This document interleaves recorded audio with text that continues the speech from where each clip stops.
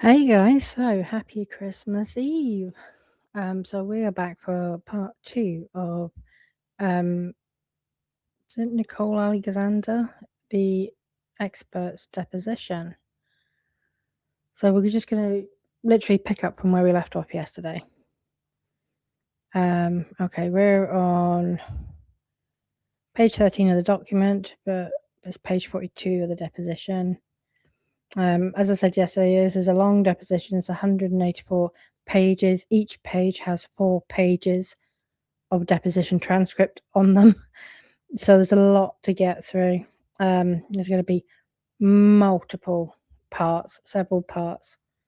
I did a 36-minute, I think, video for part 1. And we only got to page 13, and some of that wasn't even deposition transcript. So just to give you an idea of how long this is probably going to take. I think if I get to page 22 today, I will consider that a bit of a win. Might go slightly beyond if possible. But yeah, I don't think we're going to get past page 22 on this video, and then tomorrow it might be a longer video because it's trying to find a natural stopping point as well. It's not easy to do. Anyway, so yesterday they were talking about the scraped content terms between. She misspoke and said January 2022 when it should have been January 2024 and 2025. So okay, so starting with, again, it's Meryl Kavinsky, who's the counsel for Lively, doing the questioning. Fritz is the Wayfarer attorney who's here. Friedman, there are other ones in the background. Friedman did get into a bit of a feisty moment, yes, in yesterday's part, the first part, like literally within the first minutes of the deposition, so that was funny. And it does keep getting spicy, so that's why I'm trying to find a natural stopping point. But here we go. So we're on page 13, or page 42 of the deposition, so let's go. Okay, Gavronsky. I'm sorry, January 2024. Let me ask that question again. So is it your understanding that Ms. Hunter scraped for all the data that hit on any of the keywords between January 2024 through October 2025? Everything that was available via Apify? Yes. What does that mean, available via Apify? So all the data is a little bit of a misnomer. So because all data across the social media sites is different than what is available via Apify, so you can only scrape public accounts. So, and I'm sorry, I'm using a lot of the word "so," but it's what is literally written here, which is a feature of any social media scraping tool. So yes, it should be the keywords based on public data from that time frame. So it's your understanding that the dataset that Ms. Hunter provided you includes the universe of all data that was publicly available and hit on search terms between January 2024 and October 2025. Fritz objects. The witness says yes.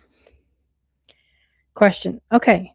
So I know you said that you were having difficulty remembering the exact breakdown in terms of the hours that you spent on the research versus the writing versus preparing for testimony. Can you give me any sort of a proportional breakdown, like 50% of your time was doing the analytics, 20% was writing? Like, can you do any breakdown like that? I would say the bulk of the work was data analysis. Secondarily was developing the report, and tertiary, it's been preparing for the deposition. And 169 hours, that included all of the preparation to date for the depo, right? Yes, that would be altogether. Okay. And in terms of the breakdown between you and Ms. Hunter, you said she did about 20 to 25, you did about 75 to 80. Are those percentages the same when we look at different categories, meaning the analytics work, the report writing, and then preparing for the deposition? Or did those proportions change? Fritz objects. You can answer. I'm sorry, do they change? Does she have the same buckets as I do? Is that the question? Let me ask it a better way. So how would you divide up, from a percentage perspective, the work done just on the data analytics point? For Taylor, it's 100% data analysis. Got it.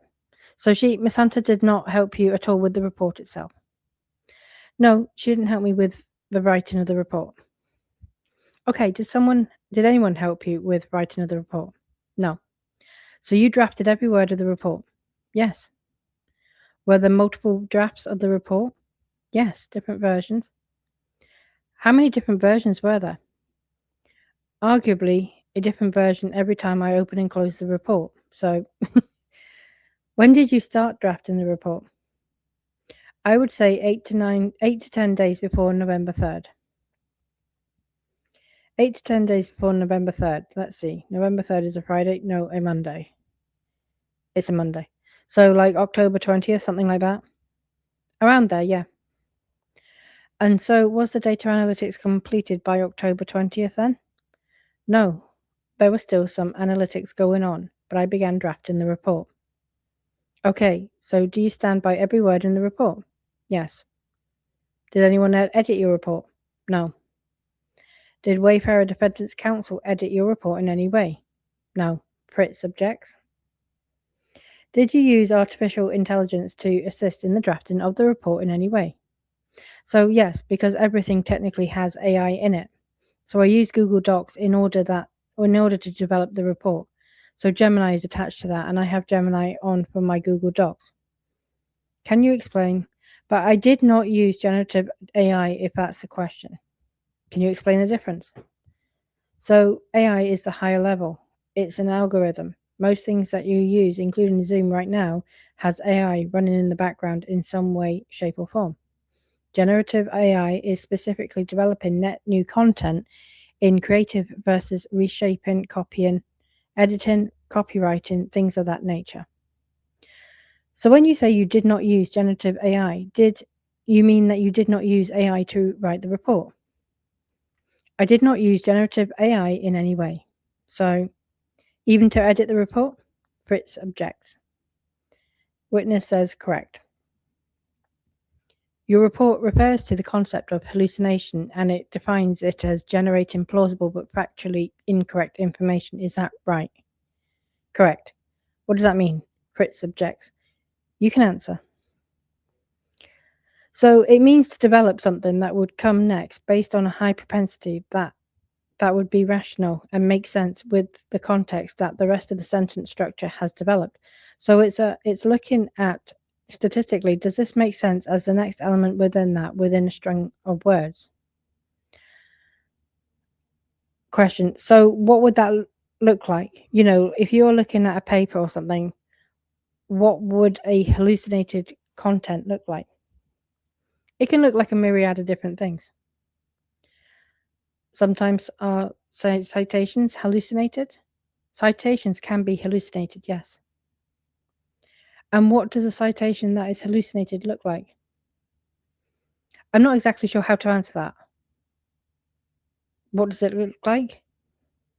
Well, is it like the title might be wrong, or the authors might be wrong, or the page numbers? Like, what would that look like? Fritz objects.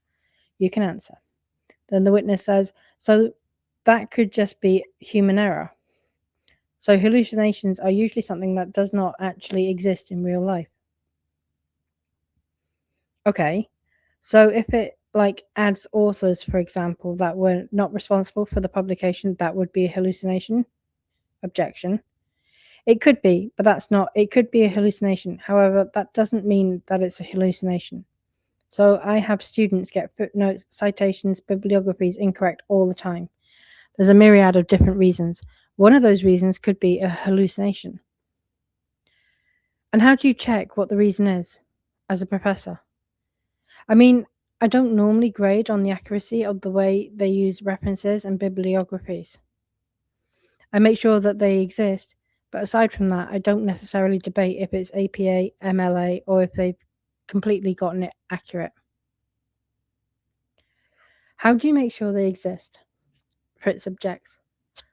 Normally, one of my CAs or TAs will go in and check. It's just part of the process I have with them. To run it through like Google Scholar or something like that? Objection. There is different ways of checking, so question, what are the different ways of checking? It depends on how they submitted it. It could be a check system that the university uses. It could be through asking for a link, specifically if it's an online article, or Googling or using Google Scholar. When you said a check system that the institution uses, what do you mean? What kind of check system? Most universities, when you submit something as a student, they have a different software solution packages that will check to see if there are irregularities. Are you aware of any software packages that check for irregularities? One is Turnitin. That's the only one I can think offhand, which is obviously commonly used amongst universities. Have you used of Grammarly? Yes. I don't know any universities that use that, though, as a check, but yes, I know Grammarly.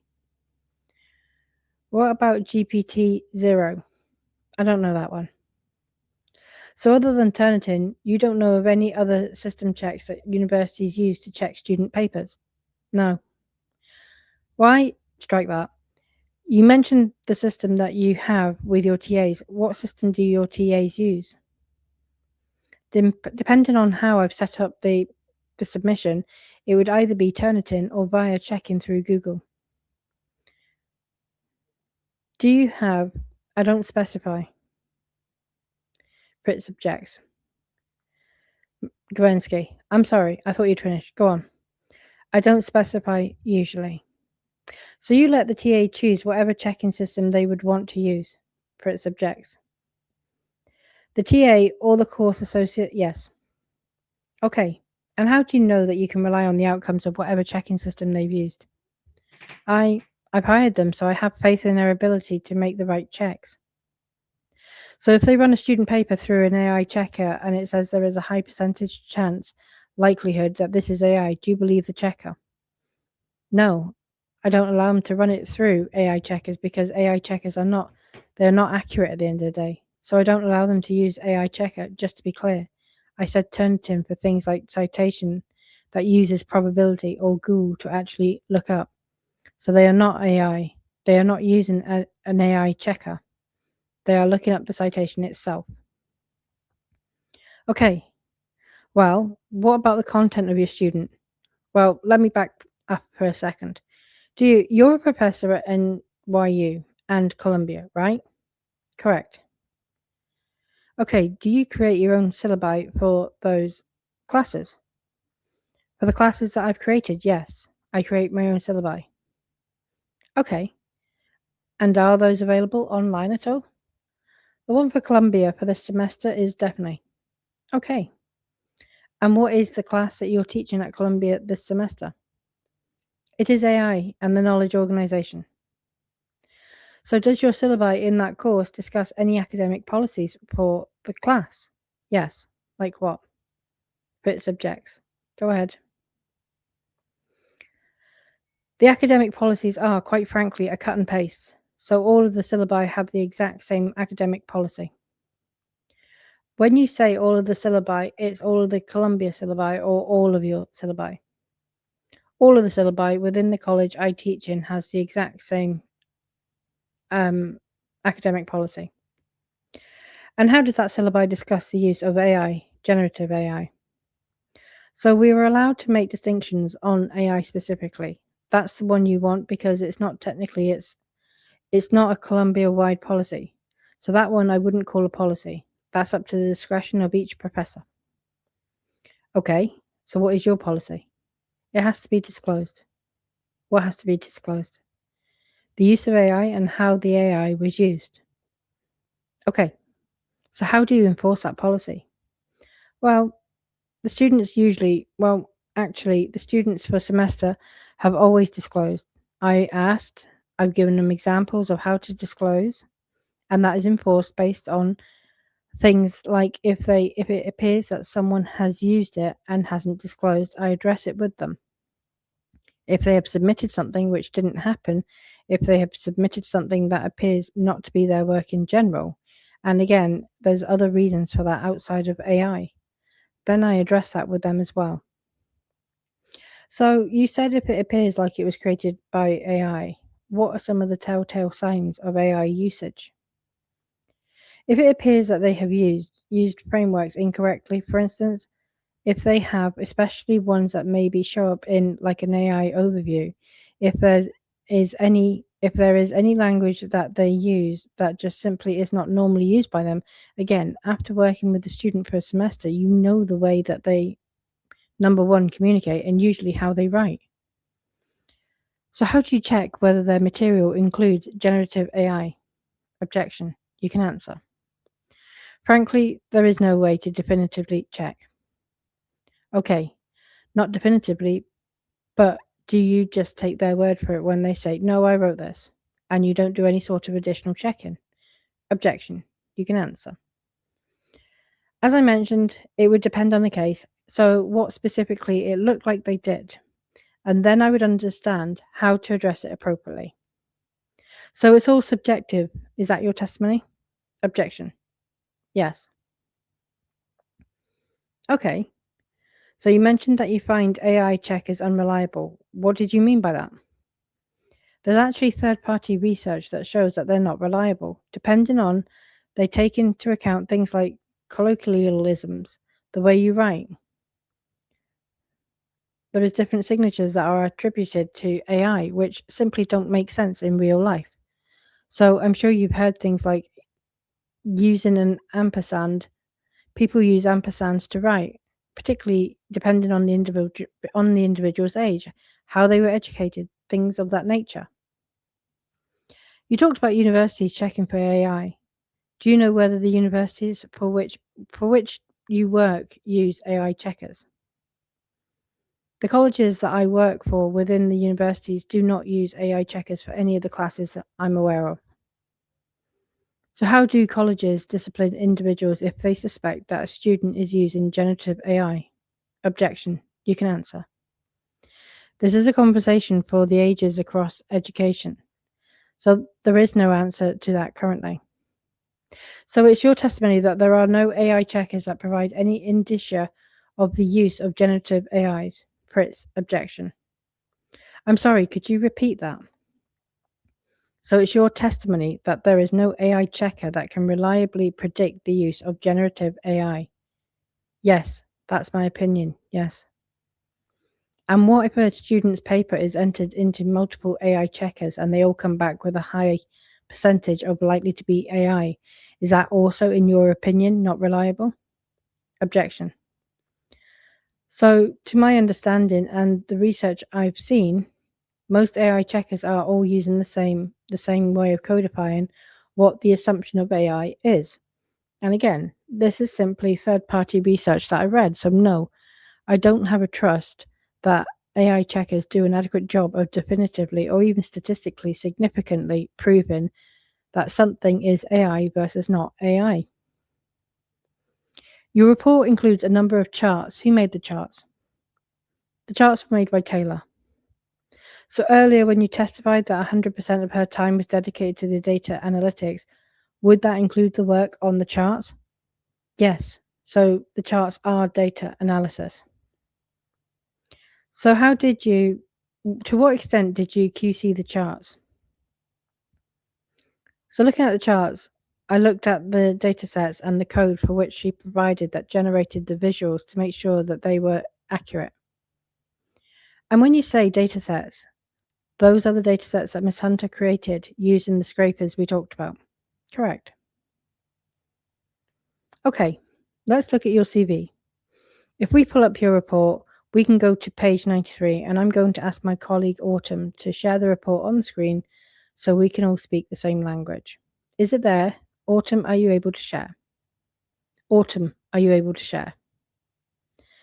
And then a technician then, audio-visual technician then says, it actually looks like Autumn is not on the call. Oh, here she is. She's rejoining right now. Gavensky, I think I can share. Do you see my screen? Yes. And is this the expert report that you submitted in this case, right? Fritz then asks, do you want the witness to access the document herself so she can scroll through it? If she wants to. Okay. Are you able to do that, Miss Alexander? I'm downloading it right now, yes. Do we need to go off record for you to review, or are you able to take a look and let me know if this is your expert report? Fritz, she will stay on record and she will review it to ensure that it is what you say it is. The witness, I just want to confirm that this is the amended report. Gurensky, is it your testimony that you provided an amended report? Fritz objects. I don't think this is the amended one. When did you provide an amended report? I sent the amended report the week of November 3rd or the week after. Counsel, we have not received an amended report. This is the only report we've received from Miss Alexander. Fritz, I will check with my team whether that's accurate. You want to take it? And then Gavensky says, yeah, we're going to have to take a break because if she's amended her report, we're going to need to consider other options. Fritz, okay. Do you want to take a break now? Yeah, we're going to go off record until you reach a resolution on this. Fritz, well, why don't we just take 5 minutes? Gavensky, we'll take as much time until you figure out if there's an amended report because I'm not going to continue a deposition if this report is not her current report, so let's go off the record. Fritz, how would you like me to get back to you on the Zoom? Sure. All right. So then they go off record at 12 p.m. and they're back on record at 12:09.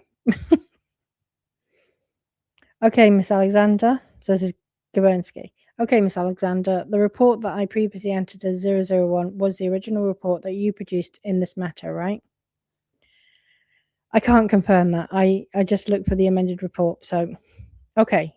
Can you please open the report that I marked as 001 and confirm that was the original report you provided? Yes, it is. And I've introduced Exhibit 2, which you should see in the folder, which is the amended report. Exhibit 2 marked for identification. Do you see that? And then the witness says, I didn't receive the link originally, so someone shared it at the top of this hour. Since he closed out the Zoom, I don't have the link anymore. You don't have the link to the exhibit share? No, when I exited Zoom, the chat functionality went away. Gavensky, okay, let's go off the record. So they go off the record for another 2 minutes. No, for another minute, 1 minute. Miss Alexander, is the second item what I've marked as Exhibit 002, the amended report in this matter? It is. Why did you amend your report? I found two elements in the original report that were a problem with the visualization and a reference to one of the standard deviations. Okay, we'll get to that in a minute, but I would like to direct your attention in 002 to your CV, which is Appendix A. Did you make changes to Appendix A between the first and second report? No, I don't believe so. Okay, and if I refer to the first report, you understand that's Exhibit 001, and if I refer to the amended report, you will understand that's 002. Yes. Did you draft this CV? Yes. When did you draft this? It's an adaptation of my normal CV, so I adapted it for this report. Why did you adapt it? Just because my regular CV it's more practitioner focused. Sorry, you were saying more practitioner focused. Yes. What's the difference between a practitioner and an expert focus? So I would say this would be more academic focus, what you're seeing in Exhibit 2. So it's given additional information around my speaking engagements, my book. I think those are the key differences.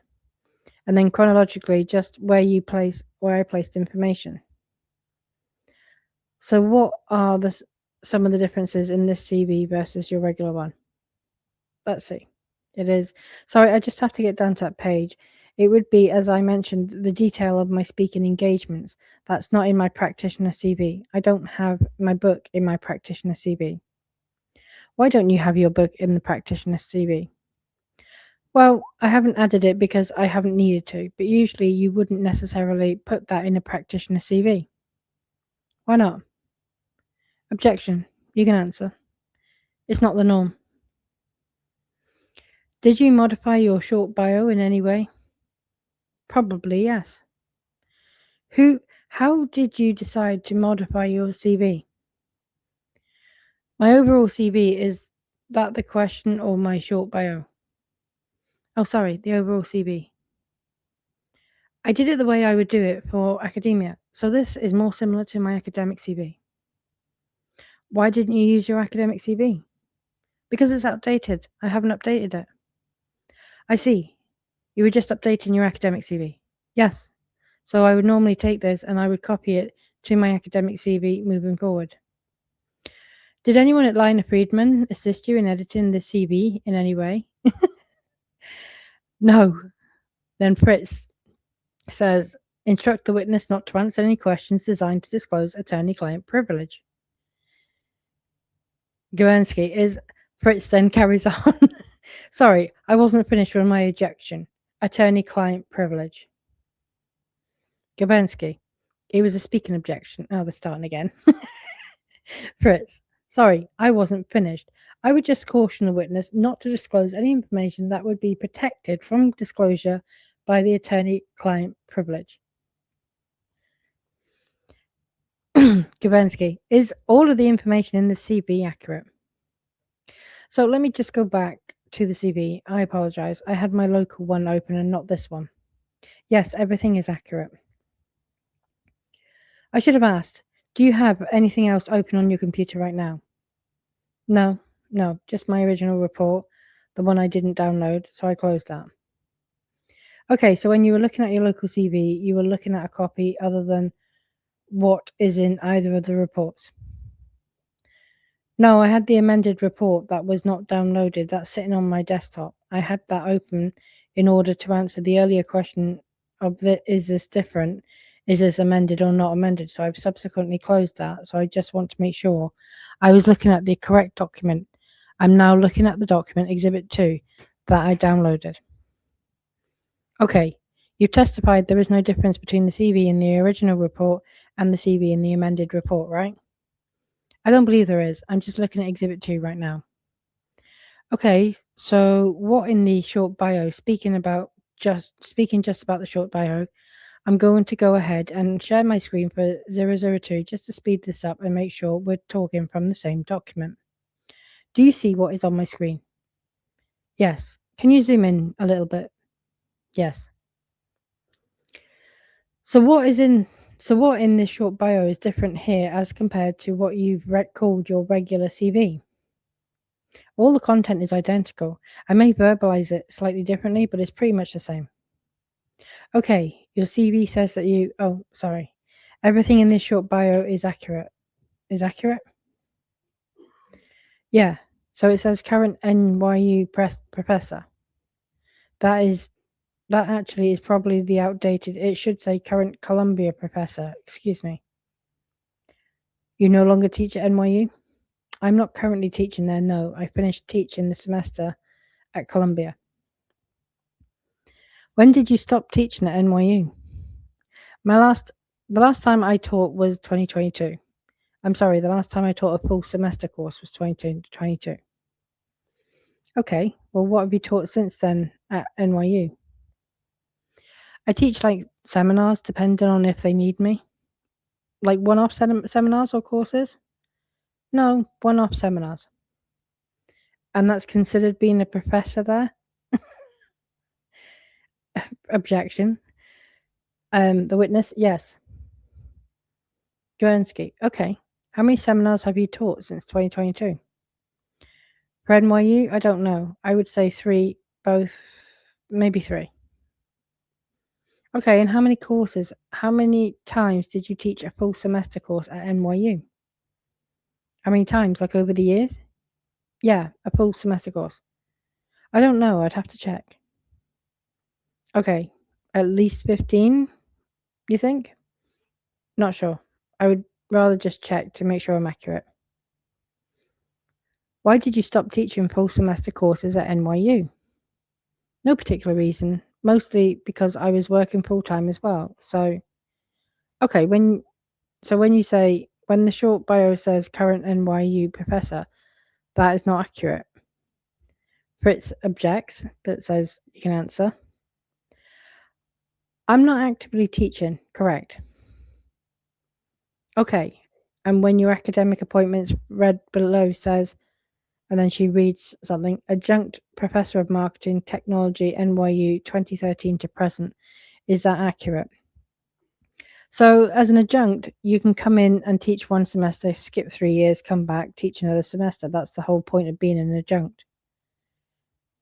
Got it. So when it says 2013 to present, it's just in case you come back to teach a full semester course in the future. It's quite snarky. Fritz, objection. Yeah, I don't blame him. The witness, correct. So you would consider yourself a current adjunct professor of marketing and technology at NYU? Yes. Okay, and what about at Columbia University? Are you a current professor at Columbia University? Yes. How many courses do you currently teach at Columbia? The semester just ended, but one normally. And how many credits is that course for? I'm not sure. I would guess 3. Okay, how many times a week does that course meet? Once a week. Is this the right title of that course, Teaching AI for the Knowledge-Driven Organization? Yes, correct. What does that course teach? It teaches practitioners or future practitioners about how to look at AI from a strategic perspective, from an executionary perspective, how to think about the technology side as well as the business implications. Okay, I'm going to go off this I'm just going to stop the share for a second. Your CV lists Bachelor's of Science from NYU with a degree in Leadership Management. Is that right? Correct. When did you graduate from NYU? With my bachelor's degree? Yes, 2012. What is a degree in Leadership and Management? Fritz objects. You can answer. The witness, it is looking at leadership skills and understanding how to manage. I had a focus in marketing, so quite frankly, I remember more of the marketing courses than the other courses for a bachelor's degree. Okay, I'm going to share my screen again. Actually, so when you say here, BS Leadership in Management NYU, it doesn't mention marketing, right? I didn't list my concentration, no. Okay, what does a concentration mean at NYU? Fritz, objection. You can answer. I believe for any undergraduate degree, it's what your focus is that you decide to focus in. Does your degree show a concentration in marketing? On the paperwork, I'm not sure. And is leadership and management the major? Is that what it's called? Leadership and management is a degree. That's a degree. Okay, how is a degree in leadership and management relevant to your assignment in this case? I'm not sure. Is it relevant to your assignment in this case? Fritz objects. I look at it like my life skills, my education all accumulates to who I am now, so I would say yes. But your particular degree in leadership and management, how is that specific degree relevant to your assignment in this case? Fritz, objection, you can answer. I think that the focus that I've had around marketing is relevant to the jobs that I've taken, as well as my role as an expert in this case. Okay, so it's relevant to the extent that it afforded you access to jobs in marketing, which then informed your opinion in this case. Is that right? Fritz, objection. Witness, yes. Okay, and then your CV also lists an MST in Artificial Intelligence, Ethics and Society. What kind of degree is that? It's a graduate degree at the University of Cambridge. Okay, MST, that's Master of... What does ST stand for? Studies. And it doesn't list a date. When did you attend Cambridge? 2023 to 2025. So you just received that degree? I did. When did you receive it? My class was conferred over the summer sometime.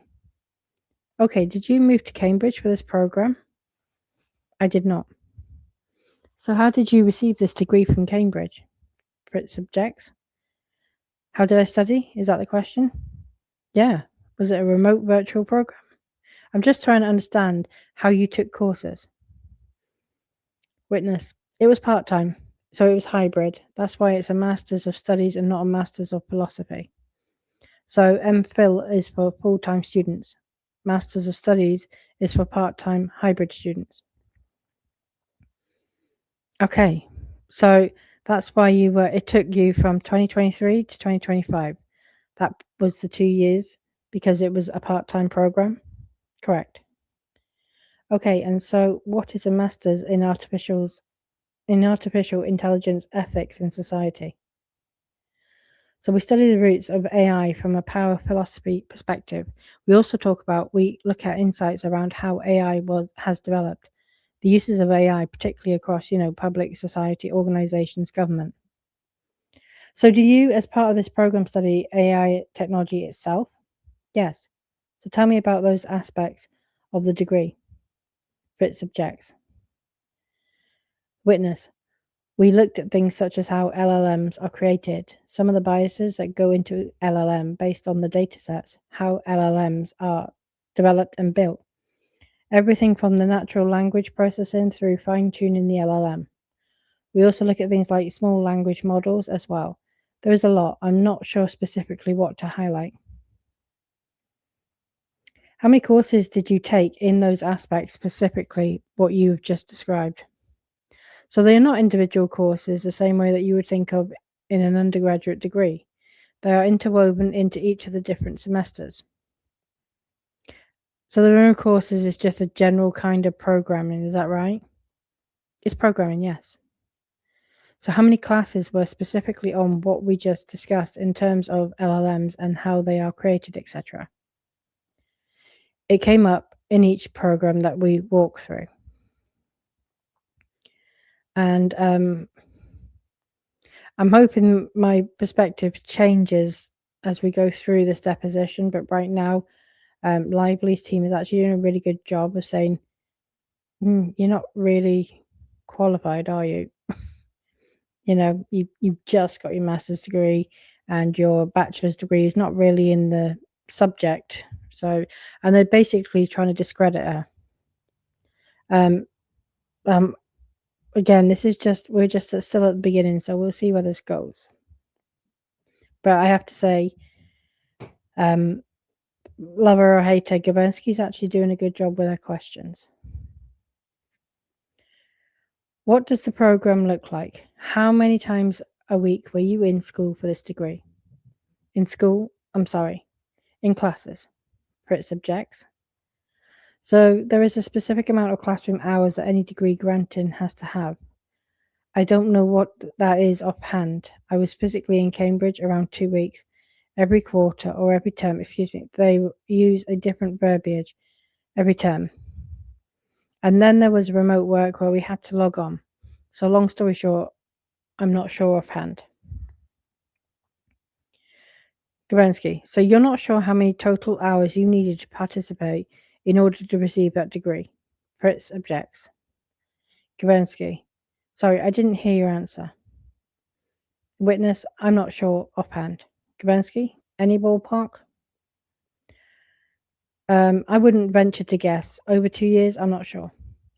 Was it sporadic or something you did every week? No, it was done every week. And to what extent is your Master's of Studies degree in Artificial Intelligence, Ethics and Society relevant to your assignment in this case? It gives me a deeper understanding of specifically how LLMs operate, understanding how looking at the ethics or the elements around AI, particularly around things like manipulation across social media, which was specifically one of my areas of study. How that all accumulates, how to think about identifiers, and how AI is leveraged pro or con in marketing. And all of the other experience in your CV predated the receipt of this degree, right? I'm sorry, could you repeat that? Fritz objects. I will withdraw the question. She then asks, your CV also lists an executive MBA. What's an executive MBA? It's an MBA, but for executives. It doesn't really answer the question. It is a part-time MBA that is targeted specifically to usually executives with a certain amount of years of experience to help them get additional knowledge for business. When did you receive this degree? 2014. It talks about it being a joint degree. Where were you physically located when you obtained this degree? During the 18 months of study, I was in Paris, Chennai, India, Shanghai, China, New York, and did I say London and Paris? Okay, and you said over 18 months. How about how many weeks would you say that you spent on this program before you obtained the degree? Weeks of working towards the degree or weeks of travel? Weeks of working towards the degree. It was aggressive. I would probably say 20 hours a week. For how many weeks? Over the course of the degree. But it's a 10-week program, isn't it? No. Fritz objects. No, it's not a 10-week program. Okay, so online, when they describe it as a 10-week program, that's not accurate. Objection. I don't believe they describe it as a 10-week program. It may be stated as 10 weeks in person, but it's not a 10-week program. Understood. So how many weeks is the full program, do you think? I believe it's 18 months. A full-time program over 18 months. Objection. It's not full-time because it's targeted to executives, so it is literally formatted for individuals who are usually executives within their organization. So it's 18 months, I believe, start to finish. And to what extent is your executive MBA relevant to your assignment in this case? It has allowed me to understand, again, my focus was on data analytics as part of that degree. So it gave me both a finance perspective as well as, it gave me both a finance perspective. It's given me depth in strategy in particular, as well as marketing. So when you refer to data analytics, that's not listed as part of this degree on your CV, right? Data analytics is part of the executive MBA. It's actually part of the NYU module. Okay. So how was it part of your executive MBA? It's a class. How long was the class? It's for the term, so 14 weeks. Okay, so a 14-week class in data analytics. Was there anything else part of this executive MBA during which you learned about data analytics? Data analytics was integrated within other parts as well that weren't actually called data analytics as a class. So we had finance analytics, which looks at a myriad of different data. We also had strategy classes that also incorporated data analysis. Okay, so we've now finished page 22. So I'm going to stop there and move on to part 3.